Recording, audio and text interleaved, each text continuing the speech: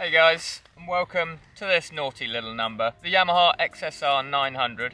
Been wanting to ride this for a while. Let's find out today, is it the best bang for buck modern retro motorcycle you can buy? Let's hit the road and find out.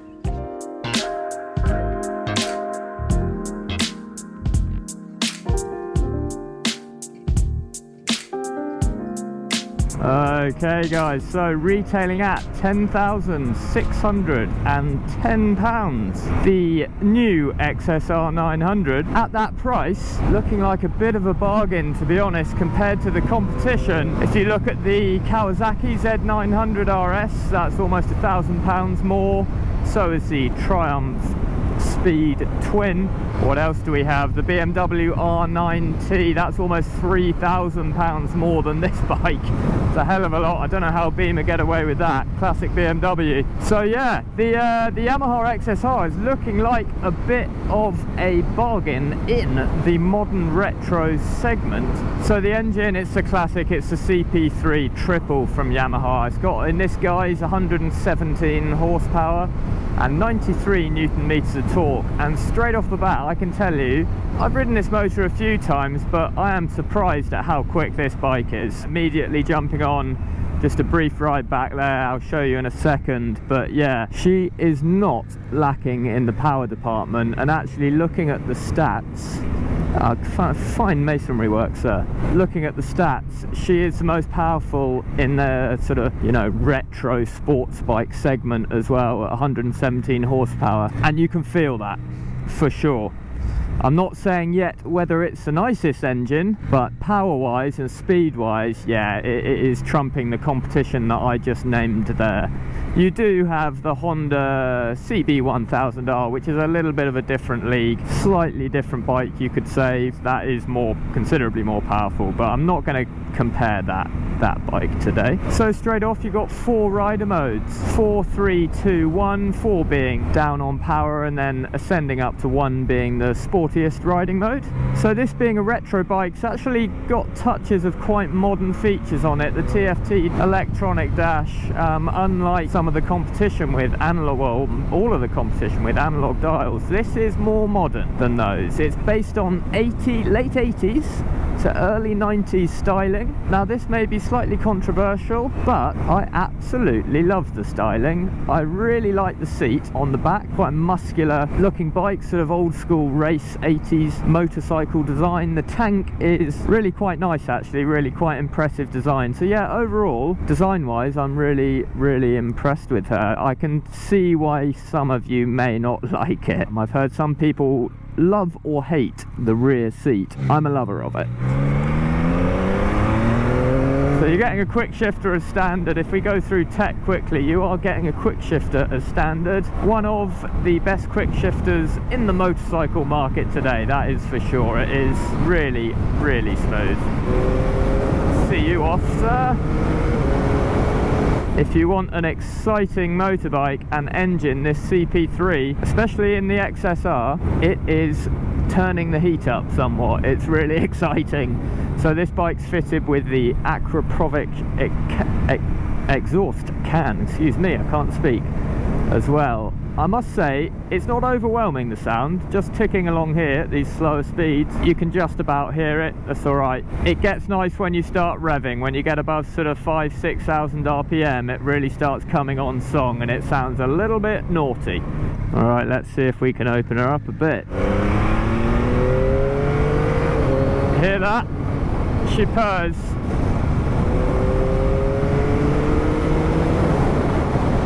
Such a lovely balanced power delivery. This CP3 Yamaha have just refined it to really nice engine.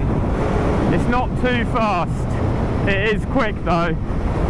If you're looking for a retro power delivery, this is not it. It's a quick bike, quicker than I remember, that's for sure. But if you want to get on a bit and enjoy the power, it's really nice, and yeah, it does egg you on to give it some, that's for sure. So switch gear guys, so just compare that to the competition. Quality wise, it is down on quality. I'm not gonna beat around the bush, excuse the term, but yeah, I mean, it's classic Yamaha. If you've ever ridden a Yamaha before, is pretty much identical. Not to say it's bad, it's just comparing it to the Kawasaki or Triumph or BMW, it is down on quality, a little bit plasticky. However, very intuitive and works very well.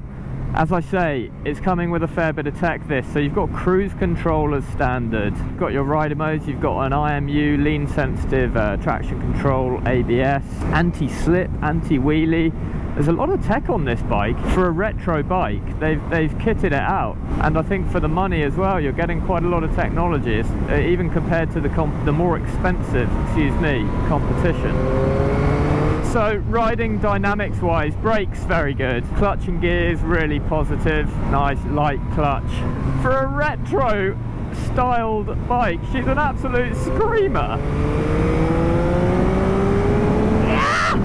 Fun, not a bike to just potter around on. This is an exciting engine and machine. So if I'm comparing it to the Kawasaki Z900 RS, that's a quick bike, 4-cylinder, lovely engine. This just feels even naughtier than that. I don't know why, it's just that CP3. I think the Kawasaki does ooze a bit more quality, I'm gonna give it that. However, the XSR has more hooligan in its DNA for sure. Compared to the Triumph Speed Twin, I mean, speed wise, they almost don't compare. Well, they do a bit, but personally this is a lot quicker, a lot naughtier for sure. So suspension is fully adjustable at the front, manually on the top of the forks.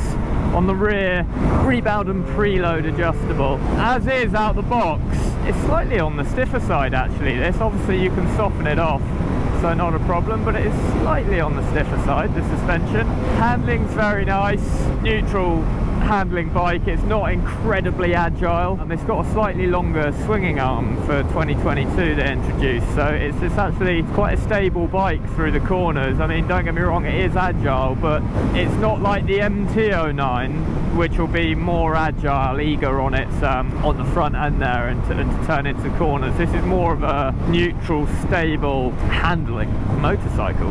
It is a great sound, but there's a lot more potential there. I'm slightly underwhelmed by it, especially with this aftermarket exhaust. I would have expected a little bit more from that, but you can get a can. I think the baffle is removable, and that would sort that problem out immediately. Whilst we're here, guys, I just want to say a massive thank you to Swindon Blade Motorcycles, my go-to dealer for test rides. Thank you very much for lending me this bike for today. I've been trying to get my hands on one for a while, so yeah, very, very pleased with that. Thank you very much, Blade.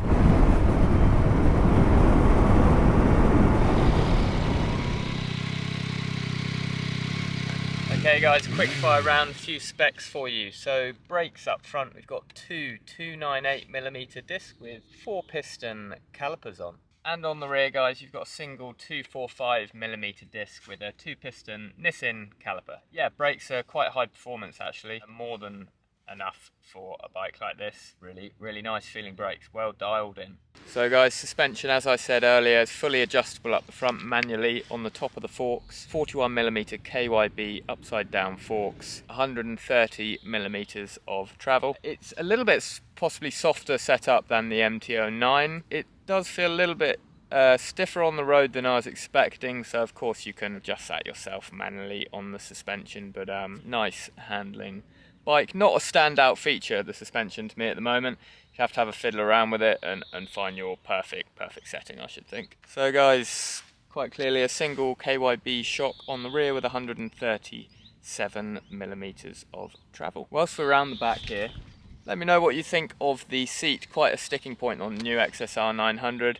As I say, I'm a big fan of it. I like the 80s to sort of 90s style, race bike style of the seat. It's quite a masculine looking bike actually overall, with the lines of the fuel tank and the seat here. It's quite a sort of, for want of a better term, butch looking motorcycle. Okay guys, so seat height and wet weight of the bike. Wet weight of the bike, 193 kilograms. Feels fairly light on the ground, manually manoeuvring around very easy, not a problem. Seat height is 8'10", so it's not too low. I wouldn't call it a very low seat height, but it's relatively lower compared to some of the competition, which is nice for manoeuvring around and sort of riding more sportily on the road, being a bit close to the ground there. I'm 5'9" with a 32-inch inseam. Got a bit of a bend in my knee comfortably actually flat-foot it. Quite a thin seat.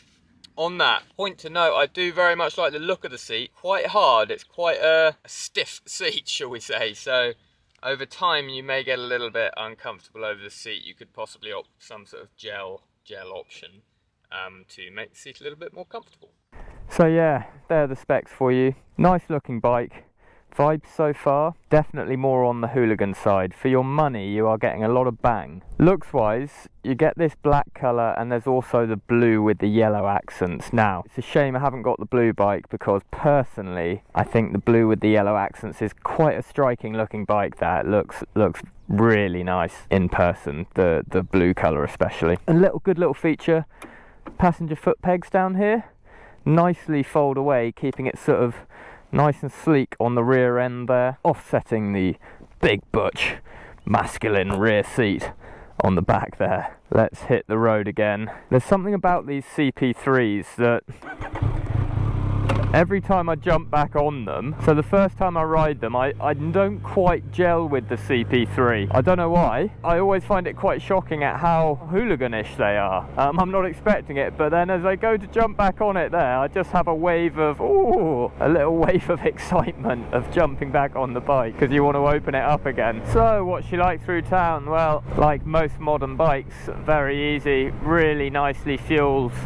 Yamaha have got this CP3 down to, I can't remember which way I'm going now, down to almost perfection now. So yeah, it's really nice through town. I've actually put it in mode 4. It sort of dulls the power a bit, and definitely the response of the throttle. It does make quite a big difference actually. So if you're not feeling too hooligan-esque, you can just pop it in drive mode or ride mode 4, and yeah, it really calms down that power response quite a lot. It's quite relaxing. Great for around town.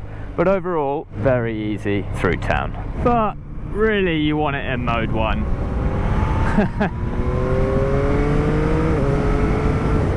Oh, that quick shifter's phenomenal.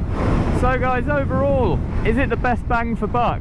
Well, it's a bit of a strange term, I guess, but if we're going by bang for buck, then yeah, I think this XSR900 is the best bang for buck modern retro, shall we say. Being a grand less than all of its competition, you're getting a lot of tech, a lot of bang, and a great looking bike as well. But there are differences, you know. That extra £1,000 through Triumph or BMW or Kawasaki, you are, I would say, and I'm not hating on this bike, you're getting a little bit another level of quality from switchgear and overall finish of the bike. Like the Kawasaki is just phenomenal. I must say, I was expecting to like this bike the most and rave all over it. It is fantastic, it's great fun, and I think it looks great. But personally, I do struggle to find something that beats that Z900, the Kawasaki. That is a beautiful machine, and if you're buying something to be retro, the Kawasaki just nails it with the analog dials, the detailed finished build. However, if you're looking for something that just looks cool and is an absolute riot to ride and it's got a lot of tech and is good value for money, then this XSR is the one to go for, I reckon. Yeah, there you have it.